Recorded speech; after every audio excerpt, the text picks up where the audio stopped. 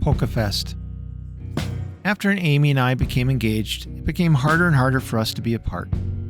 The weekend visits and Monday morning goodbyes always came and went too fast.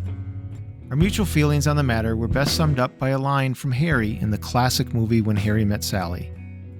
When you realize you want to spend the rest of your life with somebody, you want the rest of your life to start as soon as possible. So we made a decision that at the time was somewhat controversial. We decided to have Amy move to Springfield, Missouri to live with me prior to our wedding. This decision went over like a lead balloon. It was a different era, folks. When informed of the decision while out to eat at a restaurant during one of my weekend visits, we received a terse, "Check please, we'll talk about this at home," from Amy's father, Frank.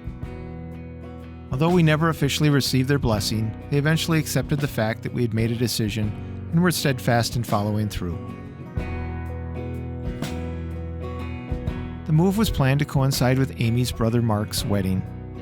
I would fly up for the wedding, and then Amy and I would drive back to Missouri. Mark and Jody were married several months before our wedding. Relatives from both sides of the family made the approximately 90-mile trek up I-43 from Milwaukee to Manitowoc, Wisconsin.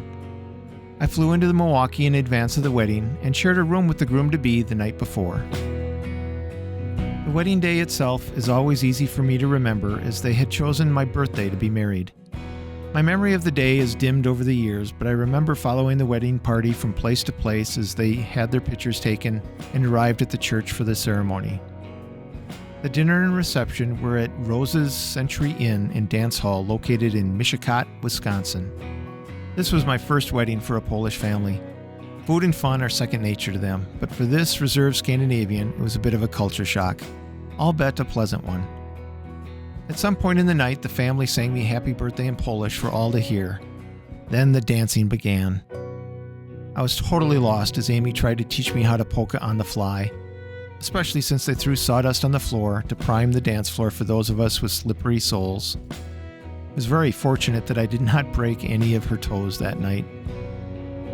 2 weeks later in Missouri, we received a small package in the mail addressed to both Amy and I.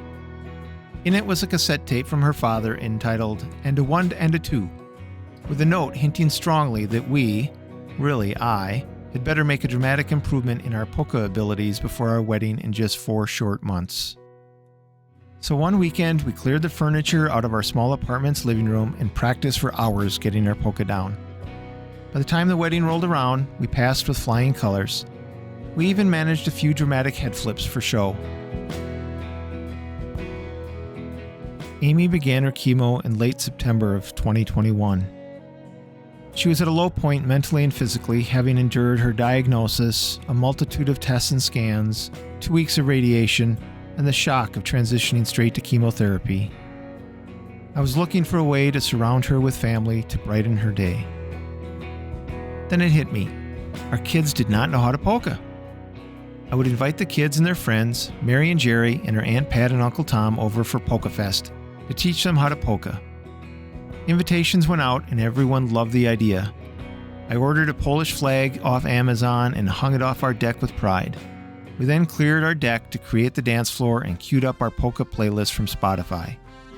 We lucked out and had a beautiful October day with a bright blue sky and moderate temperatures. I'm sure our neighbors must have thought we were crazy, but it was worth it. Amy beamed as Mary, her Aunt Pat, and I taught Claire, Morgan, and Carson how to polka. Laughter rained down as we made flubs, and Amy and I recounted our own experiences learning to polka in our small apartment. Amid the darkness that surrounded us, that afternoon, we chose joy.